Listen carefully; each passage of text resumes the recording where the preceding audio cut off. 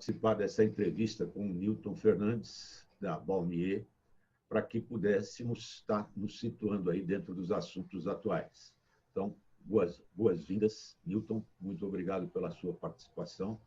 E gostaria para que você se apresentasse a nós e a comunidade, apesar do velho tempo de conhecimento, mas sempre é bom reforçar aí como é que estão as suas atividades e o que você está fazendo. Certo, Marcelo. Obrigado mais uma vez, Vila Isa, pelo convite, e você por estar participando comigo nessa entrevista. Acho que vai ser bastante interessante para a gente. Bom, a minha formação, eu sou engenheiro com formação em elétrica, mas especialização em automação de controle. Trabalhei muito tempo na parte de PLCs, né? E cerca de 20 anos atrás, a gente começou a trabalhar bastante no mercado de Ethernet industrial, e o que a gente tem feito desde então é ajudado o mercado a entender um pouquinho esse mundo de transição do Field Bus para o Ethernet, e trabalhando agora nesses novos conceitos de cibersegurança, internet das coisas, indústria 4.0. Então, esse é o nosso know-how. A gente trabalha com essa parte de conectividade industrial de modo geral. Então, é isso que a gente tem feito esses anos todos aí. E, como você disse, a gente tem uma parceria com a ISA há bastante tempo, principalmente com a ISA Campinas, né, participando de todos os eventos, das feiras. Isso tem nos deixado bastante contente com os resultados que a gente tem obtido. Ótimo, excelente. Então, seja muito bem-vindo. Vamos ver se a gente, dentro dos cases aí que a gente tem para conversar, se a gente consegue transmitir todos esses conceitos aí para a comunidade. Ótimo. Então, gostaria que você nos explicasse, nos falasse um pouco da experiência da Balmier dentro da visão aí de segurança cibernética, dentro dessa área, falar um pouco da norma IEC 62448 e ISA 99. Eu acho 443. Que é um bom assunto. Okay? Então, gostaria que você nos falasse um pouco das atividades da Balmier dentro desses conceitos. Tá bom.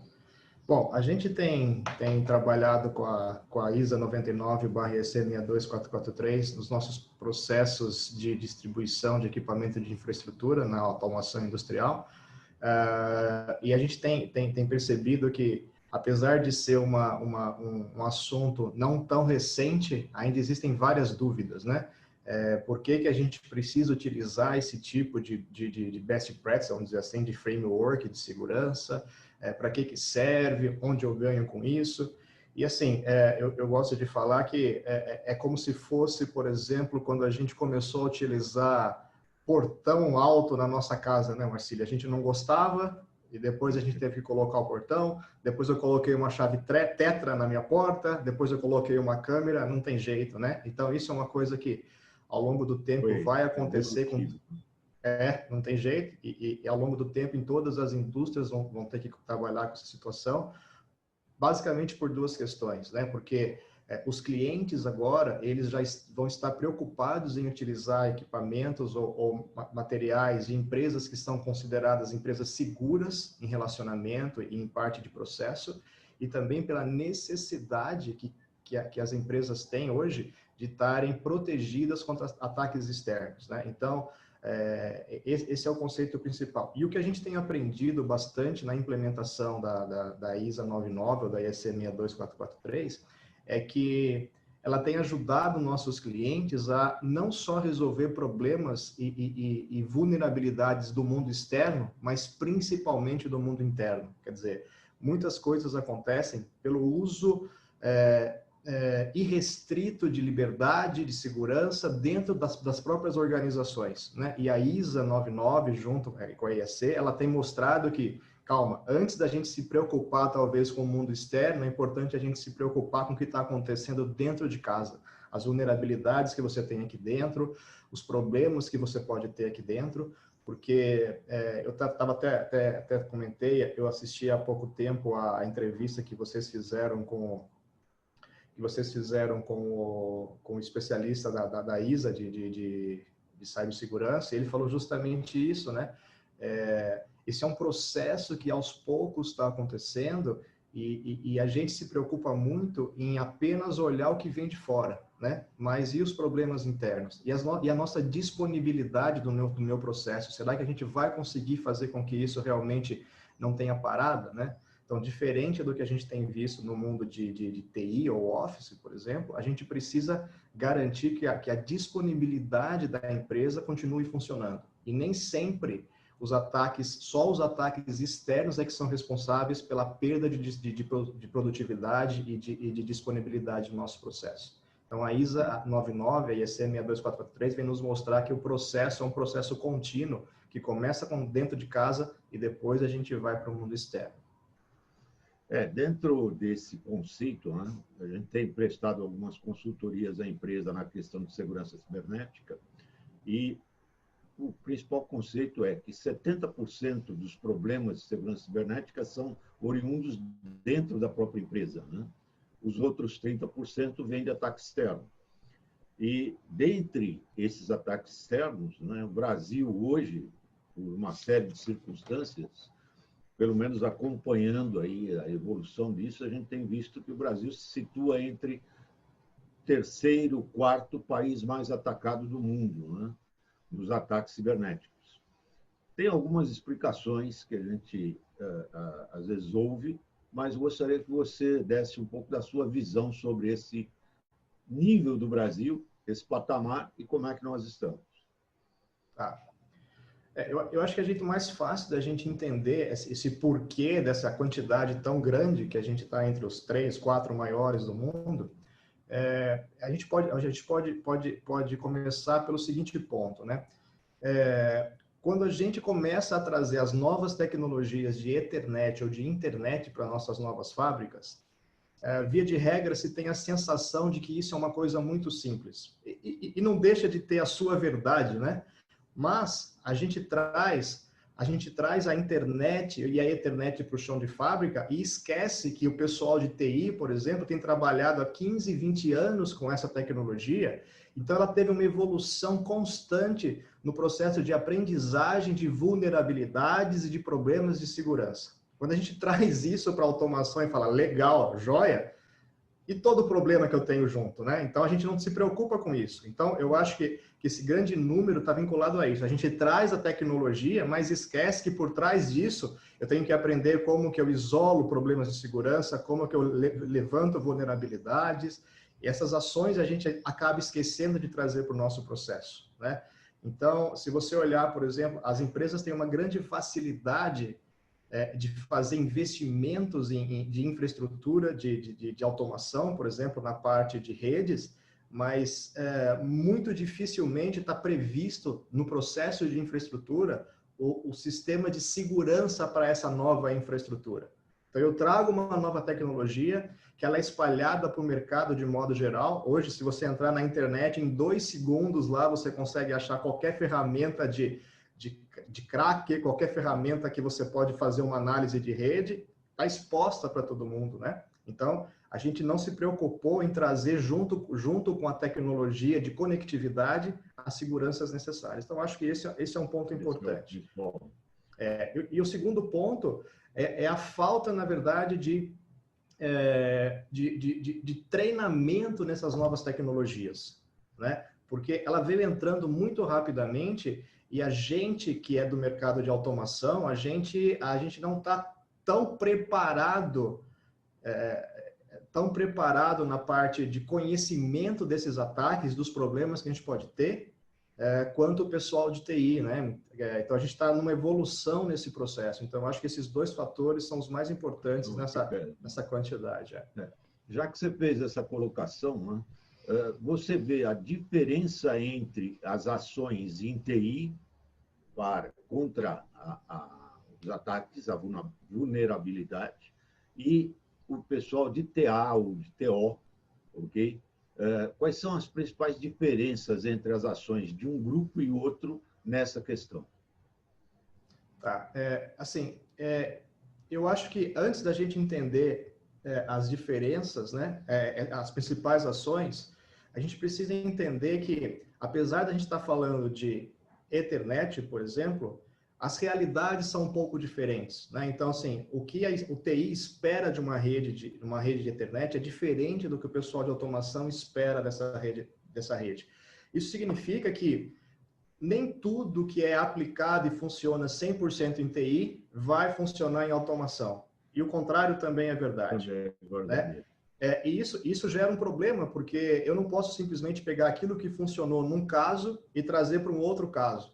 Então, a gente tem que entender que essas duas equipes, automação e TI, elas têm que trabalhar junto no sentido de um entender a necessidade do outro e aí sim usar ferramentas que possam trabalhar de forma concisa entre elas.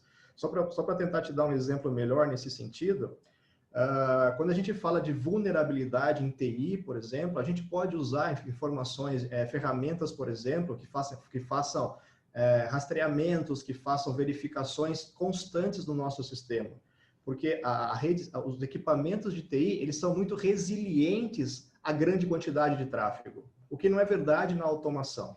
Então, se eu pegar essas ferramentas convencionais de TI e trazer para o mundo de automação, eu vou gerar muito tráfego e os meus equipamentos de automação, PLCs, relés, o que quer que seja, eles não são resilientes à quantidade absurda de tráfego como a gente tem em TI. Então, já não serve. Então, a gente tem que entender que, apesar de estar falando em Ethernet, as necessidades e os processos são muito diferentes. Então, a gente tem que usar ferramentas específicas para TI, em TI, e ferramentas específicas de automação em automação. Senão, a gente nunca vai conseguir fazer isso acontecer. A gente tem visto, mesmo que aos poucos, uma integração bastante interessante entre o mundo de automação e de TI. Na minha visão, esse é o nosso futuro. Se a gente não conseguir fazer isso, a gente vai continuar tendo duas empresas, vamos dizer assim, totalmente separadas. E eu acho que aí a gente não consegue realmente trazer... unir as duas pontas. Eu imagino que seja por aí. Eu vou fazer uma colocação, gostaria que você comentasse. Né? Dos grandes problemas que eu vejo no nível de chão de fábrica é a questão da disponibilidade dos equipamentos. Né? Eu não posso fazer simplesmente um upgrade e melhorar, fazer uma evolução do software que está rodando lá. E na área de TI, isso me parece que é muito mais fácil e faz parte da sistemática. Já no caso de chão de fábrica, já é complicado. Né? Então, eu tenho que ter no chão de fábrica um nível de disponibilidade dos equipamentos muito grande. Enquanto que na área de TI, posso interromper um processo, posso parar e não vai me causar nenhum problema. Então, gostaria que você comentasse um pouco sobre isso. Isso. A gente consegue entender isso, Marcelo, de duas formas, né? Por exemplo, o primeiro ponto eu preciso detectar que o meu sistema tem vulnerabilidade. Então, a gente aqui já tem uma diferença bastante grande. Eu não consigo fazer detecções ativas de vulnerabilidade no meu processo de automação, porque senão eu causo interrupções de processo, como você estava comentando agora. Né? Então, eu tenho que ter ferramentas passivas que não gerem interrupção do meu processo. Esse é o primeiro ponto. Depois que a gente conseguir detectar essas vulnerabilidades, vem o segundo ponto, que é aquilo que você comentou. Como que eu resolvo esses problemas? Eu não posso simplesmente parar a aplicação e fazer uma atualização de patch, uma atualização de firmware. Eu não posso fazer isso. Mas eu entendo que a gente consegue resolver isso de duas formas. Primeiro, considerando no nosso plano de manutenção a segurança cibernética corretiva. O que eu estou querendo dizer com isso? Eu sei que eu não posso parar hoje, mas daqui um ano ou daqui 6 meses, eu tenho uma parada preventiva ou uma parada de manutenção. É nesse momento que eu tenho que saber que eu tenho uma vulnerabilidade e corrigir esse problema. Paralelamente a isso, eu tenho que conseguir isolar esses equipamentos mais críticos enquanto eu não consigo fazer essa correção de patch.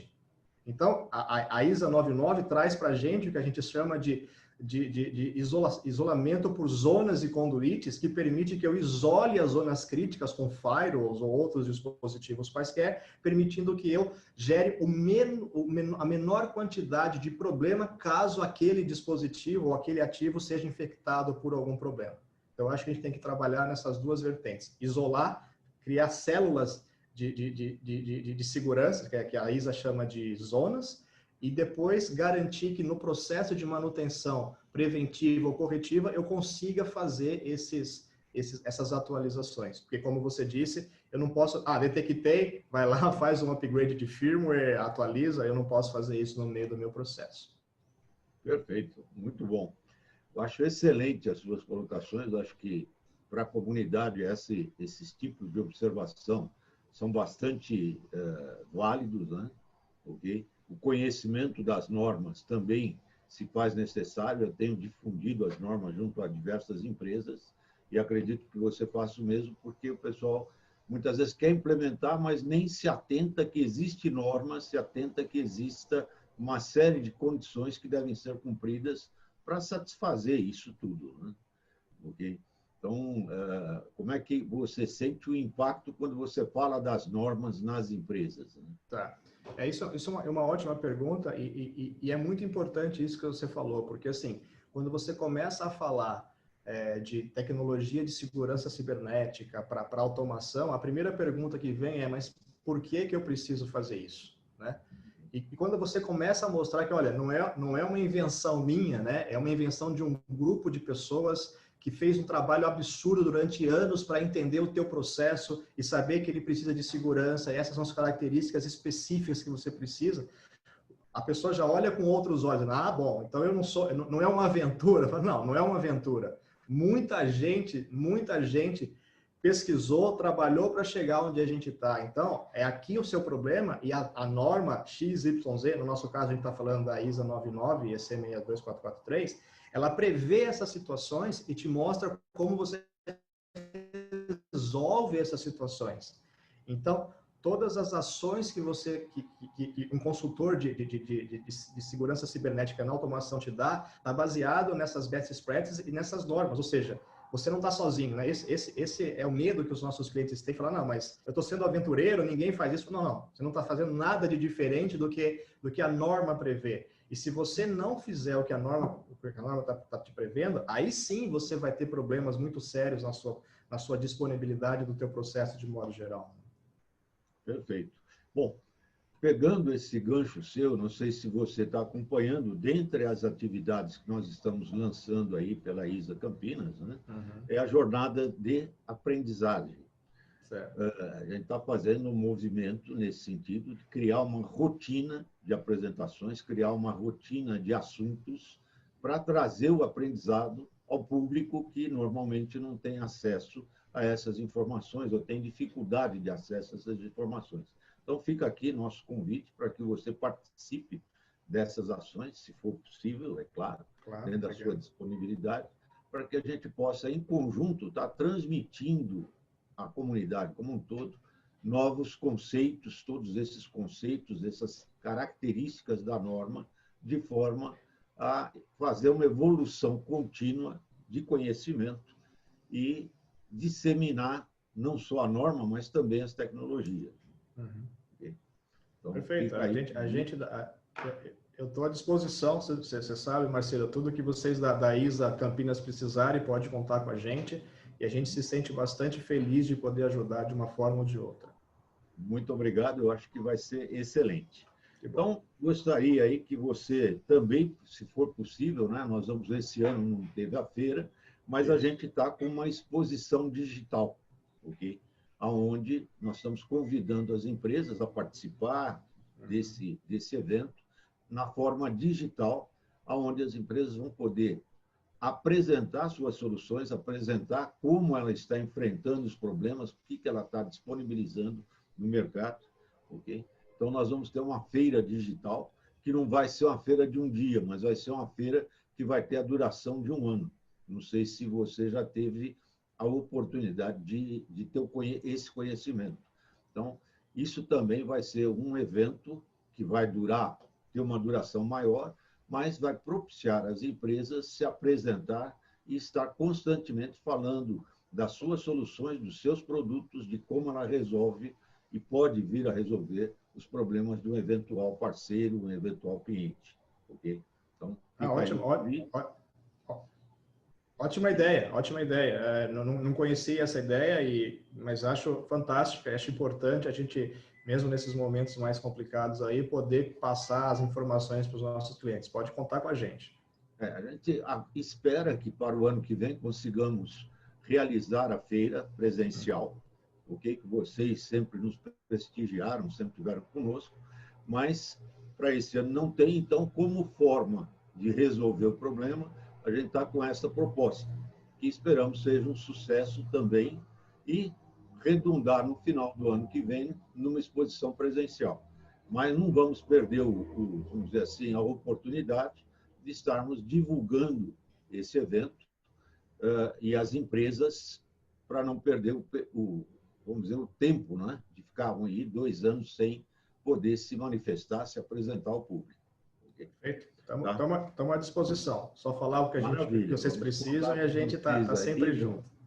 Vou estar pedindo ao Felipe, que é nosso grande parceiro, aí, para que ele converse com vocês e apresente o que é esse plano e como é que nós estamos estruturando isso. Foi um trabalho desde que começou a pandemia, a gente vem trabalhando nessa ideia. Então, se você tiver oportunidade, vai ser excelente. Ok? Estamos à disposição. Eu gostaria que você fizesse aí seus agradecimentos finais, para que a gente possa se despedir do público. Tá joia, Marcelo. Eu primeiro queria agradecer o convite da ISA e poder estar conversando com você. A gente se conhece há bastante tempo. E deixar uma última mensagem de que o processo de segurança cibernética ele não é uma ação única. Como o próprio nome diz, ele é um processo. E a gente tem que ir fazendo isso ponto a ponto, paulatinamente, e avisar o pessoal que pode assistir que nós estamos aqui, não só a Balmier, mas a ISA e uma série de parceiros da ISA para ajudar os clientes e os nossos amigos a desenvolver ou começar a desenvolver esse processo no sistema de segurança em suas aplicações, em suas indústrias. No mais, queria desejar a todos uma boa semana aí e até a próxima oportunidade. Muito obrigado a você, Newton. Muito obrigado a todos pela presença. Agradeço em nome da ISA, em nome da Balmier, se me permite, que todos participem e esperamos aí futuramente a gente estar fazendo um novo encontro aí para conversar a respeito de outros assuntos. Muito obrigado a todos. Obrigado a todos. Tchau, tchau.